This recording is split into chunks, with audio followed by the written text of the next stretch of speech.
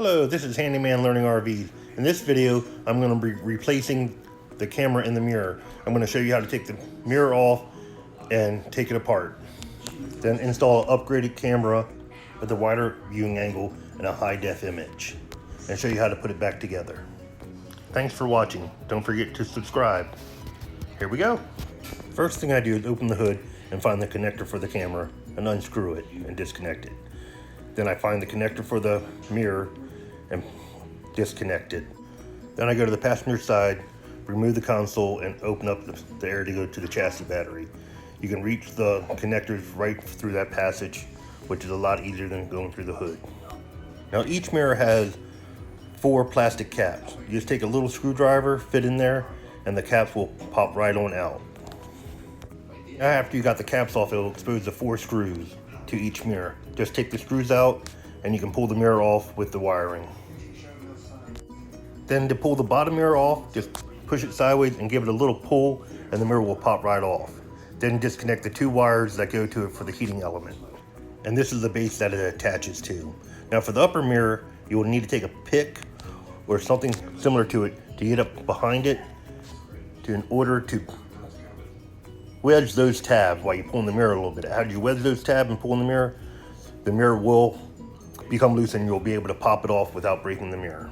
Then disconnect the heating element wires going to the mirror and put the mirror to the side so it doesn't get hurt. Now this is the base and motor that the upper mirror attaches to. Now you want to rotate the mirror to expose the 3 Allen screws. Take an Allen wrench and loosen all the screws to be able to remove the bottom base. After all the screws are loosened up, you can pull the bottom base out and see the retainer clip that holds it in place. Remove the retainer clip and put it to the side for putting it back together later. You do not need to remove the Allen screws. Now you can disconnect the 2 parts, the upper and lower half. Now take the gasket off the other side to expose the wires. Where the white wire attached to the bottom, just pull that off. Now you can pull the wire that's inside the camera which goes to the camera. And if you look inside, there's also the harness attached to it and you can separate it. Now you can pull that wire out. And after you get that wire pulled out, now you can pull the whole bottom base unit off the mirror and separate it. Now you can remove the 4 screws that hold the chrome base from the back of the mirror. Pull it out. Now with that out of the way, you can access the screws that hold the camera housing. Remove those screws and the housing will come right off.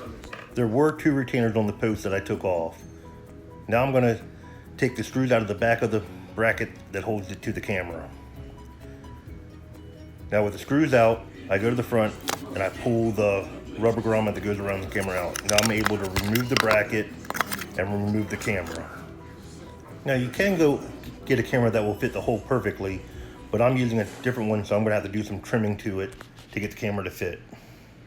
I take my utility knife, heat it, and make the hole square for the camera to fit. Now I'm lining up the camera and putting it on an angle to give me a better view. And I put screws in the bottom to hold it in place, but I can still adjust it by releasing the screws and moving it. Now this is with the camera in and the screws holding it in place. This is the angle I decided to go with to give me a better view down the coach. I can always adjust it later by loosening the screws and pushing it a little bit and retightening. Now I take the camera wires running up through the hole in the bottom of the chrome housing and line it up back up and put all the screws back in to hold it in place. Since my new camera is using RCAs, it will not fit through the hole with these wires, so I'm going to have to remove the end of the pigtail to pull the wire through, then pull the RCA and power through, then bring the wire back through. Now I use a little pin tool to pull the wires out. You push it in and go to the back side and you can pull the wires out. I go one by one and take all the wires out.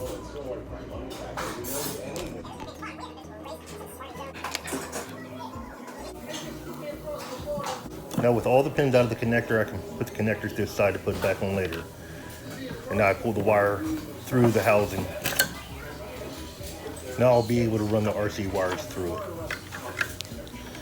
I take the RC wires and I run the yellow RC wires through the hole at the bottom. And I try to pull the red wire through, but it's still a little too tight. So I wind up having to take a utility knife and just shave a little bit of the jacket off the power wire, which doesn't explode, and just very little of it took off. And now that gives me enough room where I'm able to pull the wire completely through. Now since that wire is completely through, now I take the aluminum frame and set it back into the chrome housing. Then take the mirror power wires and run them back through the hole and pull them out the other side. Now with the wires out, I take the connector and get ready to put the wires back in. Before I put the wires in, I look at a picture I took earlier to make sure I put the wires in the right position. Now I slide the wires in one by one till I get all the wires put back in. Now with the connector done, I take the frame and put the 4 screws in to hold it to the housing. Take the wiring harness and run it through the bottom housing and plug it into the mirror. Now with those connected, I take the power cord and the RC cable and slide it through the bottom housing. Once I get it all the way in, I push through, I slide it up and slide all the wiring through and pull it out the other end. Now it's ready to be reattached. I line it up and put the bracket back in, slide the lower housing over it, and tighten up the Allen screws. Now once Allen screws are snug and are able to still move but tightly, I fold the mirror back to its proper position. Now the new camera I got uses RCAs, but the coach is set up with a 5-pin RVS system. But RVS does make cell adapters to fit different cameras. I brought the one to use for RCA, so I do not have to run new wires to each camera. Now the adapter does have a red power cable, a yellow video, and a white audio. I'm just not hooking up the white audio. I connect the red power cable and the yellow video cable to the camera cable. Now to put the mirror glass in, I connect the wires back to the glass. It's the colored wires. Line the glass up, put my hand over as much of the mirror surface as I can and give it a good snap. And we'll hold right on in, and the mirror just pops right back on. And plug these in, and it just snaps right back on also. I put the wires back in the sleeve and the gasket back onto the mirror. Now it's ready to mount. Put this back on. I mount the mirror with the screws. Now I'm going to put the heating wires.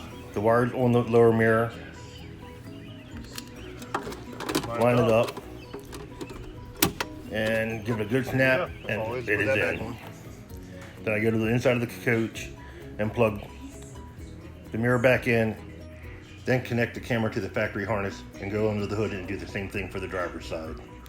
This is the original camera quality. It's not bad, but it's very limited viewing angle. The new camera is a lot more crisp picture. You can see down the side of the coach a lot better and have better views of what's going on around you. This is the driver's side. You can see how it's limited view, and you can't see that much, and the quality is bad.